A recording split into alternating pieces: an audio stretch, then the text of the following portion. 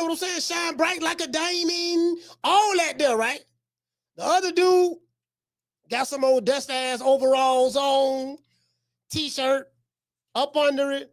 Oil stains on the Ladies and gentlemen, it is go time. My name is Todd Grisham.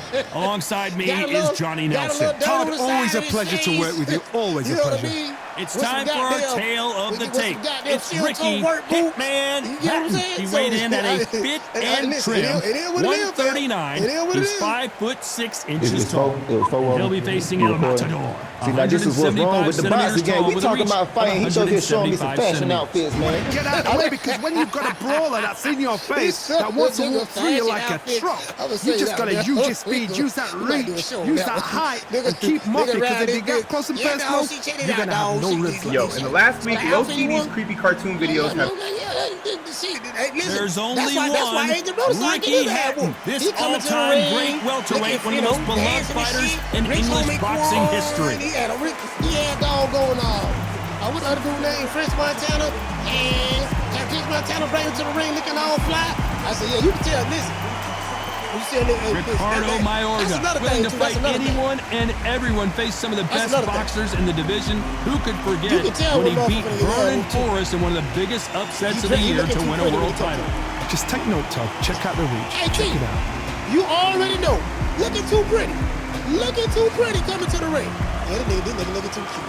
He in the bag. What you think I should wear? Now, you can do that when you got a tomato can. You know you got a tomato can. You know anyway, that can go in. You can do that. But when you got somebody that's on the even playing field from a skill set standpoint, you can't be doing that shit. So if you see a motherfucker doing that, you already know. Hatton. Yeah, this motherfucker here, man. Fighting out of the blue corner from Managua, Nicaragua. Introducing the colorful two-weight division champion of the world, El Matador. There's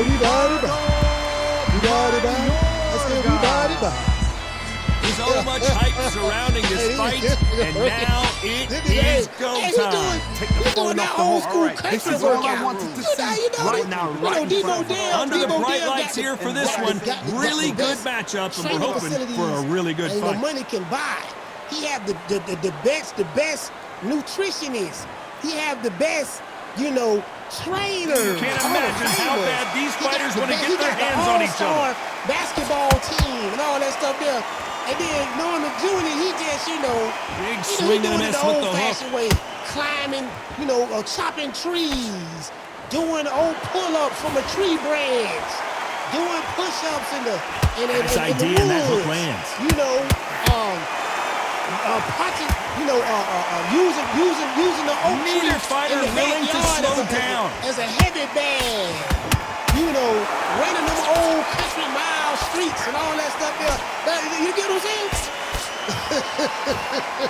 One of the hottest tickets around. It's standing room only for this, our main event. You can walk into an arena and be the hero. The pressure, the expectation, the desire from the fans. You can't get away from it. Ignore them.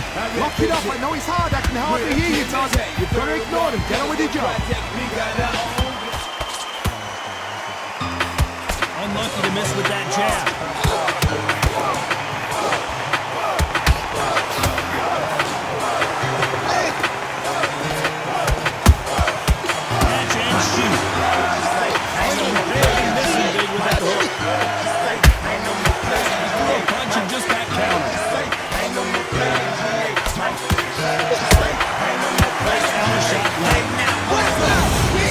Been described as a swarmer, that fighter who attempts to overwhelm an opponent by applying constant pressure. You fight the swarmer, you've got to protect everything. The body with the elbows. That's my first time seeing that. Hey, bro. Because they will just stay in your face. Back and forth they go in this round. The momentum continues to shift. Perfectly matched, skill for skill, tap for tap. Now this fight will say, you know what, I'm just that notch above you, and so I gotta respect both of them more than happy. This nigga here, that old country, that's that old. Y'all know that's all I was talking about. Walk away from each other and then run right back into trouble. He ready to go to war. Thought it was there. We thought it was. That hook was thrown with some bad intentions. Big guy talking.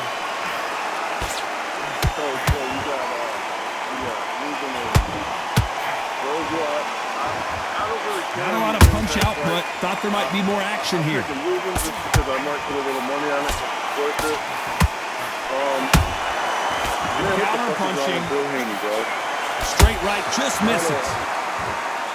He's trying to change the glove strategy. You make it by normal clear. Very competitive round with 10 seconds left. All that shit, I just thought Brian Norman was tapping all these ones Brian Norman. Because Brian Norman has been talking. It's not, I started trying to build it, Let's talk about Hatton in that last round. What would you tell this guy? He's got to do something different. Every second, every minute of this fight is important. Every second, every minute of this round is important. You cannot afford to lose it. I can't really say much about it because I already knew about it. You know what I mean? I ain't saying nothing, but somebody else said. Let's see what they do here. That was a tough last round. Now you've got to make sure he doesn't put it on him. That's what he's going to try and do. So tie him up, hold him, lean on him. Don't get drawn into a fight. Not yet. Not until the senses have come back. Every time they throw a shot, they get countered. Yeah, that's 8-ounce gloves. Yeah, what's the fight at 8-ounce gloves? Good counter punch. Smaller weight class? Heavyweight's not. The bigger weight class. This fighter told us yesterday, I don't get paid by the minute. I'm going to go in there and try and knock my opponent out as soon as possible. Speed generates power. Timing is everything. If you've got speed, you can knock anybody out. You've just got to hit them in that spot. Yeah, I ain't gonna really elaborate on right that. Up the middle. Put it this way: the people involved going to punch himself out though. In front of, elaborate on in front of. Has to be careful for that receipt. It's always coming. They say, call me a liar. Say I'm lying. Defense is not an option for these two. Anyway,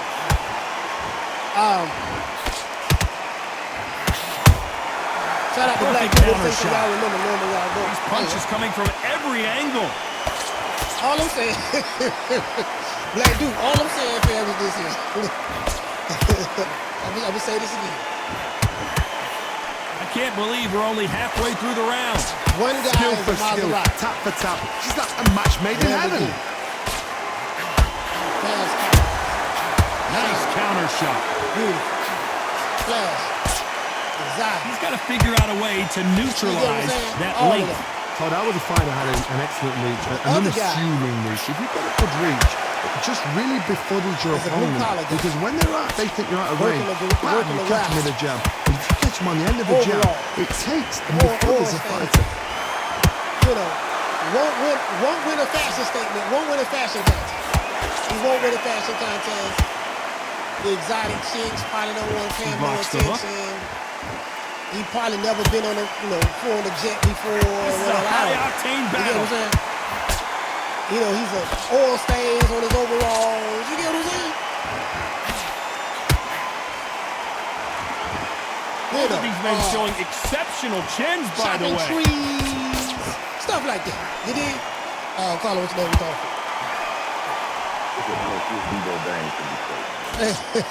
David, talk to him, man. Talk to him, man. You know the scorecards are going to be all over the place in this one. I'm listening to this man. You know what I mean, man? They tried to change the They tried to change the ring. I know you know about that too. Tried to get the ring bigger. Let's talk about Hatton in that last round. Well, this is the time that the trainer needs to come in and say something special. This fighter needs to turn the table. Here's the bell to start round 3. Off their stools and ready to go. Let's hope this round is more competitive. This is one of those situations you've just been hurt. You've got to get out there again. Be smart, be sharp, don't be a fool, don't get suckered in. Make you fight your fight. No. Listen, so right now they're showing the promotion for the fight. And this guy's asking him about, he's showing him outfits that Devin Haney is wearing and want him to judge, which one is the best. What outfit is something of that sort? I don't know. Yeah, he's trying to. The jab doesn't find a home. Which outfit you like? Which outfit? I don't know. Which one you want to be in? Just when you thought we'd see a lull in the action, here we go again. I'm gonna tell you, man, that nigga going to sleep. Punch, counter punch. But I think it's gonna be a little late. So, beautiful counter what I do shot. know is you said Ramirez had to go to the hospital. That's probably from exhaustion. Here we go with these two lightning quick lightweights. That because what happened was after the fight. All of a sudden you're going to gas yourself down. They had the ambulance there. The man had a scratch on his face. He walked in there real slow. They did a little check on him, you know, and then he was in there probably like 5 minutes, and he got out and walked in. Bill showed it. Bill showing you why they are the best of the best. Bill showed it. Yeah, all I know is after the fight, somebody went to the ambulance. Straight right, just missing. That's all I know. That's what Bill told me. That's what Bill told me. He said, all I know is you know, after the fight, you know, you say damn red, you know, but all I know is somebody went to the ambulance and somebody did. I know them, and it wasn't us. So that's what we were going to see the finish there. What you caught sleeping on the job. What you do, you step back, steady yourself, recompose yourself, then boom, back into it. But do not make those mistakes. This is the wrong place to fall asleep. It's a combination of the two.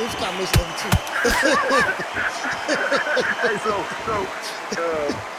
my last No rest question for the to you. weary. What you think gonna happen? And he wasn't ready for that counter punch. I don't know, man. I can't listen. What do you think of this fight so far, Johnny? Some fighters are just gifted with hand speed. But then I had to sit back and think. I said, you know what, man? They are the chosen few.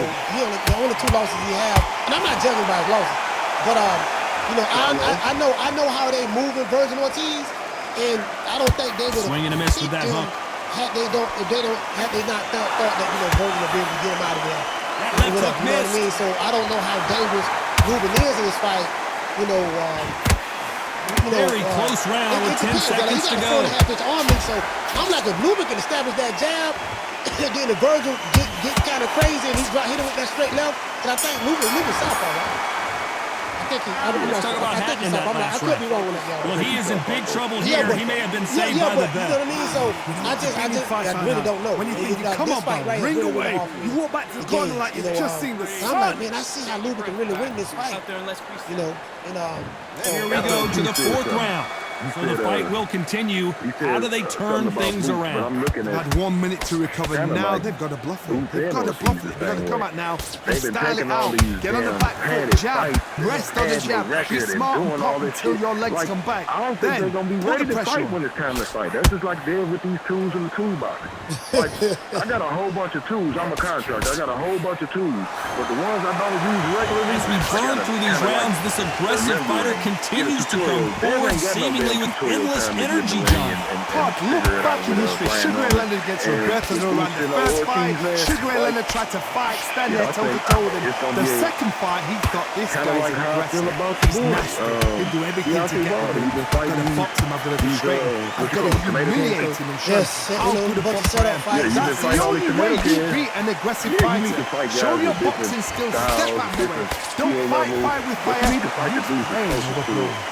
Intention. I think these motherfuckers will be picking padded fights, and when it's time to fight somebody real, them tools in the toolbox are a little rusty. Yeah, because you know the tools look good in comparison to who you're being matched up with, and I think that's the only thing that I think Devin Haney was missing, because when they showed Devin being interviewed by Chris Mannix. He was like, Brian Norman, he did. What do you think of what we've seen so far from these two boxers, Johnny? It's anticipation. You've got to wait. You just got to throw caution to the wind. Saying that Brian Norman is a product of matchmaking. You're never going to know where the shots are coming from. But guess what? Devin Haney forgot that he is too. So close. How can you separate them? It's going to be a hard night tonight for the judges. But not only that, but dude, like, when if we can sit back and be honest, this ain't no hate, none of that. You sit back and be honest. That nigga Bill been moving Bill like an opportunity. He's been moving them very strategically. You know, we go press Lomachenko. You know, but we know that he's gonna try to fight them. You know, so Lomachenko ain't no fighting Teofimo unification that they were. They ended up stripping him, traded the French fries belt. This is not good news for Ricky Hatton. And then he, but this is what happened. So then he eventually ended up getting on going over there with Maxwell. You've avoided catastrophe there. What recovery skills they are. Well, hold on a second, John. Ricky Hatton right now. Became a unified champion. How about that impact? Let's see that again in slow motion. I need to see that again. You signed with the wrong promotional company, kid. He would tell them you ain't gonna get that fight. So George Kambosos was trying to fight Lomachenko. Lomachenko and Kambosos were supposed to fight each other. But Lomachenko said, no, I'm staying over here in Ukraine because of the war. And then Devin, once he saw that, okay, Lomachenko and George Kambosos ain't fighting each other. The only way he could have got that fight, he had to sign with Top Rank. So he signed to Top Rank for 2 fights. To fight George Kambosos. If he wins, we enter the final 10 seconds here in a pretty dominant display. In Australia, in a rematch. And that's what he did. He did what he had to do. He became undisputed. But I'm like, George Kambosos in the C-class fight. Let's see how the game plan changes after that big knockdown. Love the response, though. Got back up, took a deep breath, got right. Brush it up. Keep it in-house. So, I remember Devin signed that last On to the 5th we go. Let's see how he bounces back here after getting dropped in the last round. Yeah, strategically, so when I look at it, he has great accomplishments. Now it's down to condition. The levels when it comes to competition, I don't see that. George Kambosos is C-class. I said that when he beat Lomachenko, when he beat TFM. I thought I do a C-class fighter, man. Like, he beat Mickey Bay. He beat the dude. Listen, Ricky Hatton has been clipped. George Kambosos beat the couldn't take very him same more, guy that's down training he them right now, goes. Mickey Bay. We need to see that again. Some amazing boxing right there. You're right, Todd. What a shot. So I'm like, okay, George Kambosos, that's a cakewalk. I don't think nobody, that's a cakewalk right there. So you got that. And then, you're saying Brian Noma been moved strategically, but you have 2. And then, okay, now you fight Loma, but you clearly the bigger guy. Some people thought you lost that fight, but you won unanimous decision. No problem.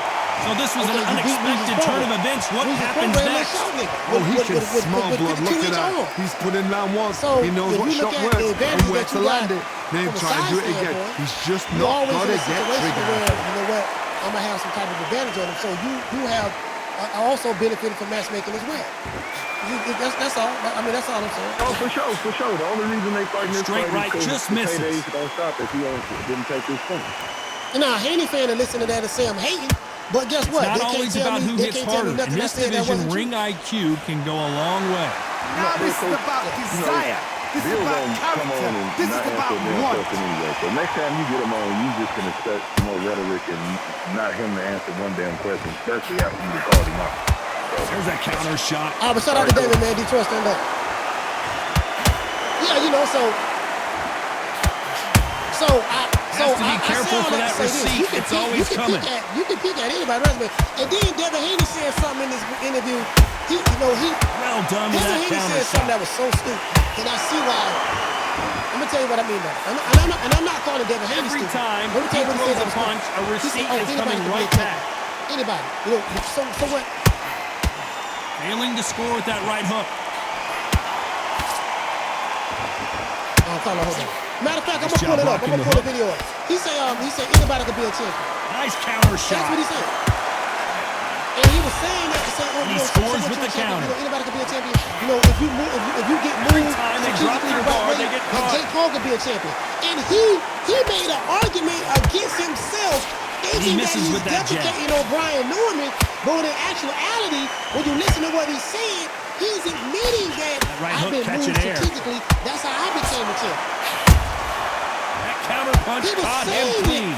Beautiful counter punch. Are we about to see Ricky Hatton, the hitman? Ricky Hatton goes to the canvas.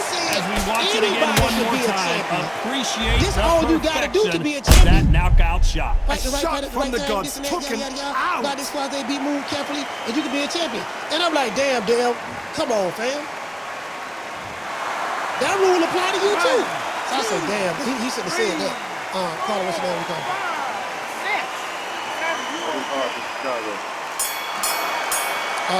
Chicago, talk to me. Yes, sir, I can. Let's talk about Hatton in that last round. Let's see how a corner handles their fighter here after being dropped twice in that last round. Unbelievable heart, knocked down twice. I think you getting a little biased to Norman Jr. I need you to focus on what you're Devin doing. wasn't strategically moved at 135. Devin was trying to fight Lomachenko from the beginning at 135. I remember that. Lomachenko jumped him. This is the beginning of round 6. Gotta be feeling confident heading into this round after knocking their opponent down twice. I have no idea what they have left. How do you come back from something like that? Devin was trying to fight twice. Where's your head at? Where's your energy levels at? It tells you you've got nothing left. That's true. He avoided Devin twice. So just because Devin admit that someone can be moved strategically doesn't mean he's telling Seen in the past from this fighter, they don't get concerned when they lose some of the earlier rounds because they know they've got that power that can strike at any moment. They know the second they touch you, it's done. They're that powerful. He didn't go to Olympics because he was too young, and he was too young to turn pro in America. He had to go to Mexico. Caution is being thrown to the wind. I want to know, when was Devin moved strategically? When did he never not try to fight the best or the next guy up? All right, okay, this is easy. So, everything you said, You're giving us a high-tempo show. So, what I mean by strategically, the George Kambosos, that was a strategic move. He did try to fight Lomachenko. That was politics with that. That is true what you're saying. But what I'm saying is, when he became undisputed, he beat, once he beat George Kambosos, became undisputed. And the reason why he became the WBC champ was because Lomachenko was stripped because he didn't want to fight Devin, and they created a French fries belt for Lomachenko. Was a superior. That was the end, but here we go again. So what Bill Haney did was this. So once he saw the opportunity, defense is everything because they got shot once. They know they can get caught again. So for now, everything just lined up. George Kambosos ended up the halfway point of this round, and both of these fighters have had their moments. The Teofimo ended up fighting his mandatory George Kambosos. Skill for skill. Now this fight will say, you know what? I'm just that notch above you. So I got to respect both of them. More than predicted that, right? So when he got the belts, as I said, counter punch. Kambosos was trying to fight Loma. Right after that. When Loma said, in this division, we're going to see a lot of combinations, a lot of counter punches. This can be so frustrating when you're in the Haney was with his own at the time. 3-4 shot combinations before you've even let one off. That creates frustration, and that's when it gets hard. Bob Bam I had already told him he was with the World Promotion Company. He was never going to get a shot. That jab misses. Because he's with the World Promotion Company. So he ended up getting out of the contract, or whatever arrangement he had with Matchroom, and signed directly with Top Rank because he knew he had a direct beeline to go fight George Kambosos. He's been cut. The referee's going to take a look. That was a strategic move. I get that. Wow, so the referee is not going to stop it, and the fight continues. If he had not tried to fight Theo and tried to go around Theo, I get that. I would see what you're saying. But that's not what happened. We can't go off. Let's talk about that cut is going to cause some serious problems. I'm not saying that we're going off the field. I'm saying that's what happened. So he ended up leaving Matchroom. That was a strategic move. No, my bad. I misspoke. When I mean by if, I mean that. Here comes round 7. What a round we just saw. Let's see what we've got in store for us here. How much energy did they use? How hard and how tough and how much they had to dig deep. This is just ridiculous. I don't know what to expect. I'm tired just watching it. I'm not even. I ain't saying that about no if. Well, I'm past that. When are we going to see a jab from these two? I ain't worried about the if. I'm saying what happened as relates to. Every time they drop their guard, they get caught. You're not saying if. No, you're not saying if, Malachi. I'm saying if Theo had beat. Johnny, you know there's a fine line between being aggressive and being too aggressive. How does he exploit that? How do you deal with an aggressive fighter? What you do is you fight with fight. You either give them back because that's where they're comfortable. Or he went to that guy and beat him twice. How is that moving strategically for Peter Camboso? How is that strategic? Because you was the whole purpose of you moving too. Remember, you was in a total different situation. Camboso was trying to fight Lomachenko. Once you saw that fight wasn't going down, you strategically moved from one promotional company network to another promotional company network with the promise of getting the direct beeline to a fighter who had a good night against Teofimo Lopez, and you got an opportunity to become undisputed. Becoming undisputed was a great feature. In the early rounds of a fight, you'll see two boxers feel each other out, test each other's power. And I think this boxer has decided I can walk through anything that lands. Tate didn't want to fight him. You know what? Sometimes when they go to the ring, that's not his punched him. Okay, but you want that spaceship to come and lift you out there because you think, what the hell am I going to do now? But I agree with you. I like what you're seeing as we reach that. Oh, wait a minute. Ricky has been clipped. That's not what happened. In reality, disaster averted, it seems. We continue on. But he's got to get on the back foot. I hear exactly what you're saying. A little bit, then jump back into it we got the disconnect. What's triggering you is the moving strategic. You don't see that him moving from. Because that's not strategic. Okay, well, guess what? Me and you agree to disagree. But hear me out. But guess what? Me and you agree to disagree. That's it. There's nothing else to talk about. Ain't nothing you gonna say that I'm agreeing with in that situation. There's nothing I'm gonna say that you're gonna agree with in that situation. How about that so guess what? We can disagree to disagree and move on. Tried to score with that hook, but missed. Coach Malachi, we agreed to disagree when we disagreed initially. Okay, so all I'm saying is, starting to take some deep breaths now, but still fighting hard. Fighting the guy that got the belt. We disagree. So, as I said before, I explained that already. He moved from one situation. He strategically moved. Despite what the judges' scorecards read, there are no losers in this one. So that he can fight the guy who won the belt, which was George Camboso. And as you can see here, a picture-perfect punch did the trick. Again, we don't agree on that 20,000 times, and you keep bringing that same thing back up. So we having a circular discussion. So. It ain't. Hear me out. We not agreeing. And we got other calls though. So we not agreeing. I say he moved strategic. You say he didn't. We agree to disagree. But thank you for calling. Yeah, all right. He moved strategic.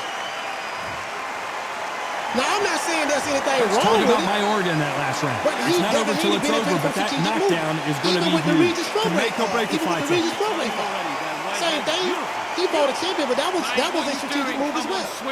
You know, because when you match based on the true definition of what he said, you know, they put you in situations that they already know you can win. This and that. I'm listening to what he said. Let's see what he can do here. That knockdown we just saw was a heavy knockdown. I'd be very surprised if he'll come out fresh as a daisy. That's not going to happen. He's got to hustle now. He's got to bluff them. Yeah, coach. Here you go. Strategic moving. Fights 1 through 4. Any spot in Mexico. Down goes Mayorga. 8 fights went back to Mexico. Now that is a massive knockdown. Let's take another look. American Where fighters. did that come from? And Devin Haney fought more times in Mexico than all his Mexican fighters combined. I'm talking Bam. I'm talking Virgil. I'm talking Murataya. More than all them fools put together. If that's not strategically moving, I don't know what is. Most guys, they go to Mexico, fight one time, because over there you could turn pro when you're 16, 17. Can't do that in America. But once you turn pro, you can fight in the States. Not many people would have predicted it, but we've got a knockout victory. There's no argument after he left. You say it. Gets a vacant title shot, his 23rd fight, didn't fight an ex-champion until his 25th fight. And who did he fight? 40-something-year-old Gamboa, who was the champ at 122. So you got a 122 pounder against a 135er that rehydrates upper 50s, low 60s, and that's not moving strategically. Then what did he do? A washed up Linares, a washed up Jojo. Then that's when he finally fights Cambosos, who we knew was in shit. Fights him back to back. Then what?